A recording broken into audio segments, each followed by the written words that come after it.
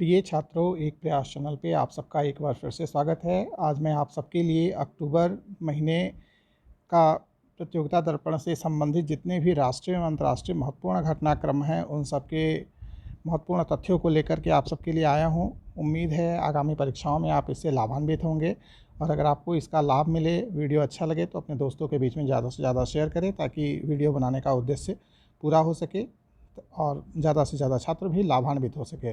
तो चलिए आइए शुरू करते हैं सबसे पहले महत्वपूर्ण राष्ट्रीय घटनाक्रम के साथ में।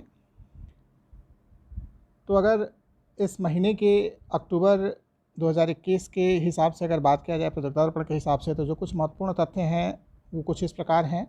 राष्ट्रपति श्री रामनाथ कोविंद ने आज़ादी की 75वीं वर्षगांठ को किस रूप में मनाने की बात कही है? तो आज़ादी की 75वीं वर्षगांठ को आज़ादी का अमृत महोत्सव के नाम से मनाए जाने की बात कही गई है। 14 अगस्त को प्रतिवर्ष किस दिवस के रूप में मनाया जाएगा? तो विभाजन विभीषिका दिवस, विभाजन विभीषिका स्मृति दिवस के रूप में मनाए जाने का ऐलान किया गया है कि हर वर्ष 14 अगस्त को विभाजन विभीषिका स्मृति दिवस मनाया जाएगा। प्रधानमंत्री श्री नरेंद्र मोदी ने अब तक कितनी बार लाल किले की प्राचीर से राष्ट्र को संबोधित किए हैं? तो अभी तक उन्होंने 8 बार संबोधित किया है। किसी भी गैर कांग्रेसी प्रधानमंत्री के द्वारा, वैसे तो पिछले वर्ष ही उन्हें जब उन्होंने 7 बार झंडा फहराया था लाल किले की प्राचीर से, तभी इस रिकॉर्ड को स्थापित कर लिया था, लेकिन इस बार 8वीं बार उन्होंने झंडा फहराने का कार्य किया लाल किले से। सर्वाधिक बार अगर झंडा फहराने की बात की जाए लाल किले की प्राचीर से, तो जवाहरलाल नेहरू 17 बार, इंदिरा गांधी 16 बार व मनमोहन सिंह 10 बार झंडोत्तोलन कर चुके हैं। और चौथे स्थान पे अब नरेंद्र मोदी आ चुके हैं, जिन्होंने 8 बार लाल किले की प्राचीर से राष्ट्र को संबोधित किया है। आज़ादी के 100 वर्ष पूर्ण होने के पूर्व ऊर्जा सेक्टर में आत्मनिर्भर बनाने हेतु किस मिशन की शुरुआत प्रधानमंत्री नरेंद्र मोदी ने अपने संबोधन में कहा स्थापित करने की? तो नेशनल हाइड्रोजन मिशन की बात की। चूँकि हम ऊर्जा सेक्टर के लिए कोयला और पेट्रोलियम पदार्थों पे मुख्य रूप से निर्भर करते हैं, जो कि मुख्य रूप से आयात किया जाता है, जिससे देश को काफ़ी आर्थिक क्षति होती है। तो ऊर्जा सेक्टर में आत्मनिर्भर बनाए जाने के लिए वर्तमान प्रधानमंत्री ने इस बार लाल किले की प्राचीर से कि जब हमारा आज़ादी का 100 वर्ष पूर्ण हो, हम पूरी तरह से आत्मनिर्भर हो जाएं ऊर्जा के ऊपर, इसके लिए उन्होंने नेशनल हाइड्रोजन मिशन शुरू करने की बात कही है। अब बात करते हैं, प्रधानमंत्री श्री नरेंद्र मोदी ने रोज़गार दिलाने वाली किस बड़ी योजना की घोषणा 15 अगस्त को की है? तो देश में रोज़गार एक बहुत बड़ा मुद्दा है, और इसको गति प्रदान करने के लिए, ताकि ज़्यादा से ज़्यादा युवा को रोज़गार मिल सके, उसके लिए प्रधानमंत्री गति शक्ति योजना नाम से एक योजना शुरू की जाएगी। प्रधानमंत्री गति शक्ति योजना, इसकी घोषणा उन्होंने 15 अगस्त को की है। किस संविधान संशोधन के तहत आरक्षण हेतु विभिन्न जातियों को ओबीसी श्रेणी में डालने का अधिकार राज्यों को भी मिल गया है? तो 105वां संविधान संशोधन अधिनियम के तहत विभिन्न जातियों को ओबीसी के श्रेणी में डालने का अधिकार राज्यों को मिल गया है। और अगर संशोधन की बात की जाए क्रम के हिसाब से, तो 127वां संविधान संशोधन विधेयक लाया गया था, जो कि एक राष्ट्रपति के साइन होने के बाद 105वां संविधान संशोधन अधिनियम के रूप में जाना जाएगा इसे। भारत के 4 नए आर्द्रभूमि रामसर स्थलों की सूची में शामिल हो गए हैं, जिसमें 2 स्थान गुजरात के हैं, थूल झील और बाधवाना झील। और हरियाणा के भी 2 स्थल हैं, एक तो सुल्तानपुर राष्ट्रीय उद्यान है और दूसरा भिंडवास वन्यजीव अभयारण्य है, जो कि आर्द्रभूमि रामसर स्थलों की सूची में शामिल हो गया है। और बहुत ही महत्वपूर्ण तथ्य है कि देश में रामसर स्थलों की कुल संख्या की बात अब की जाए तो 46 हो गई है। कई परीक्षाओं में पूछ लिया जाता है भारत में कितने रामसर स्थल हैं, तो पिछले महीने में भी आपने देखा होगा 2 स्थलों में वृद्धि हुई थी, इस महीने में भी 4 स्थलों की वृद्धि हो गई है। तो अब कुल मिलाकर 46 स्थल जो हैं रामसर साइट्स में शामिल हो गए हैं, जिसमें 2 गुजरात के भी नवीनतम हैं और हरियाणा के 2 जो स्थल हैं वो नवीनतम इसमें जुड़े हैं रामसर स्थलों में। भारत ने रूस के साथ किस राइफल को खरीदने के लिए समझौता किया है? तो भारत ने रूस के साथ AK-103 खरीदने के लिए समझौता किया है। हाल ही में इसरो पृथ्वी अवलोकन उपग्रह EOS, पूरा नाम इसको अगर कहा जाए तो अर्थ ऑब्जर्वेटरी सैटेलाइट 3 को पृथ्वी की भूस्थैतिक कक्षा में स्थापित करने में असफल रहा, जिसे किस प्रक्षेपण यान से भेजा गया था?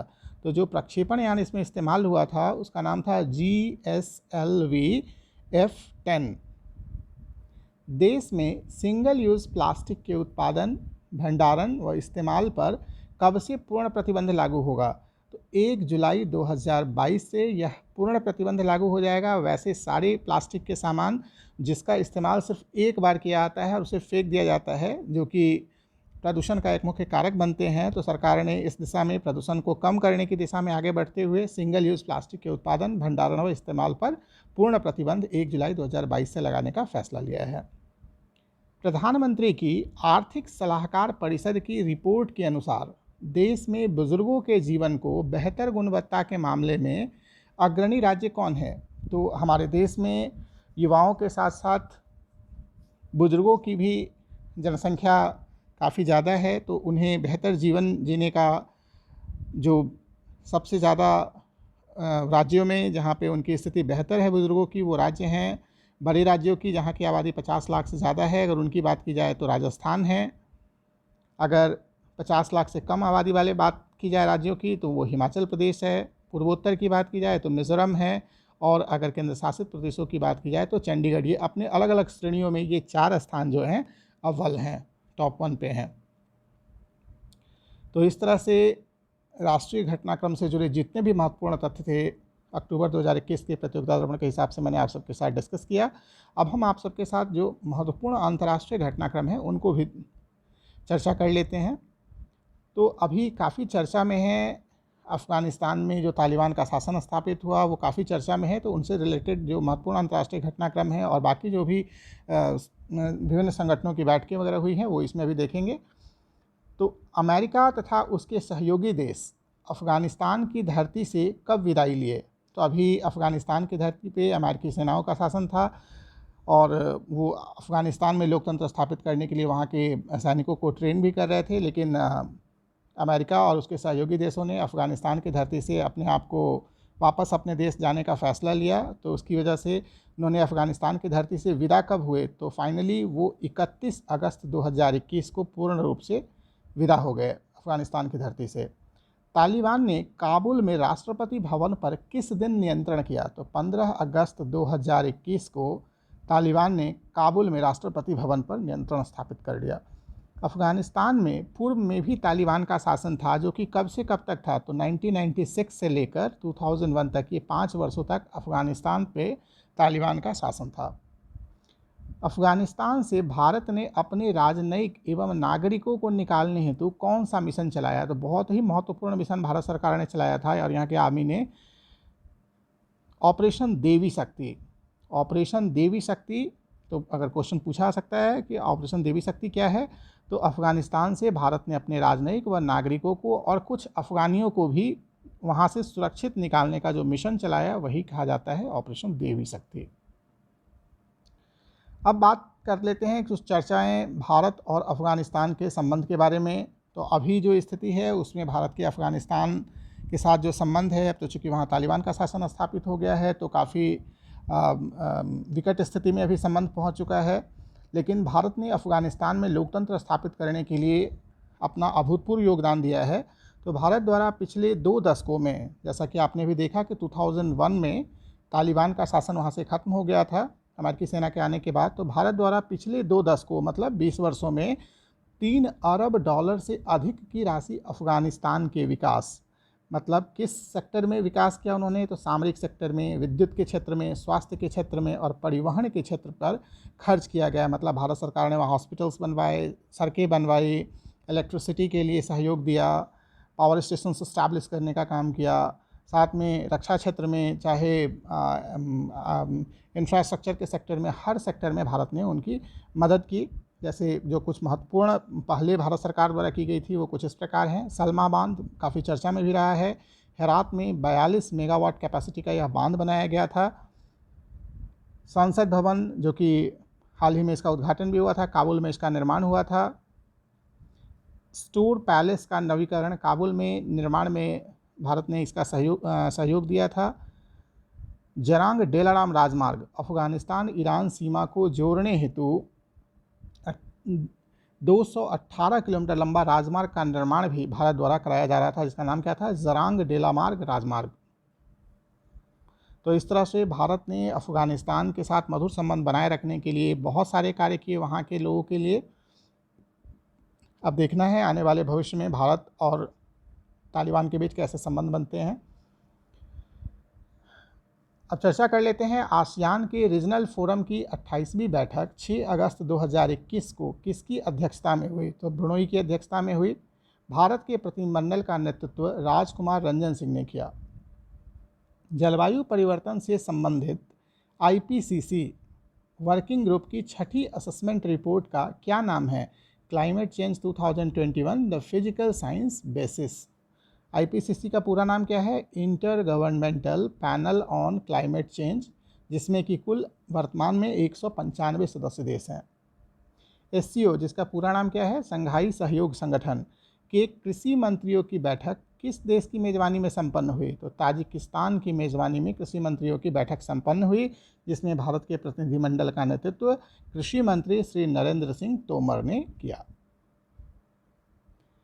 अब बात कर लेते हैं इब्सा। इब्सा क्या है? तो IBSA Bharat, India, Brazil and south Africa, तो भारत, ब्राज़ील और साउथ अफ्रीका के पर्यटन मंत्रियों की बैठक 12 अगस्त 2021 को भारत के किस पर्यटन मंत्री की अध्यक्षता में संपन्न हुई? तो अभी इब्सा के पर्यटन मंत्रियों की बैठक हुई, जिसकी अध्यक्षता भारत के पर्यटन मंत्री ने की, जिनका नाम क्या था? श्री जी किशन रेड्डी। मलेशिया के नए प्रधानमंत्री कौन बने हैं? तो मुहिउद्दीन यासीन के त्यागपत्र के उपरांत, जो कि कोरोना महामारी के दौरान उनकी विफलता के लिए विद्रोह हुआ, और फिर मलेशिया का नए प्रधानमंत्री के रूप में इस्माइल साबरी याकूब को वहाँ का नया प्रधानमंत्री बनाया गया। तो इस तरह से जो भी राष्ट्रीय और अंतर्राष्ट्रीय महत्व से जुड़े जितने भी महत्वपूर्ण तथ्य थे अक्टूबर 2021 के प्रतियोगितार्पण के हिसाब से, मैंने उसकी चर्चा आप सबके साथ संपन्न की। और नेक्स्ट वीडियो हम आपके लिए लेकर के आएंगे, जिसमें हम नवीनतम सामान्य ज्ञान, खेलकूद एवं और भी जो आर्थिकी से जुड़े महत्वपूर्ण तथ्य होंगे उन सबको डिस्कस करेंगे। तब तक आप राष्ट्रीय अंतर्राष्ट्रीय घटनाक्रम को नोट कर लें। एक प्रयास चैनल देखने के लिए धन्यवाद। मिलते हैं अगले वीडियो में।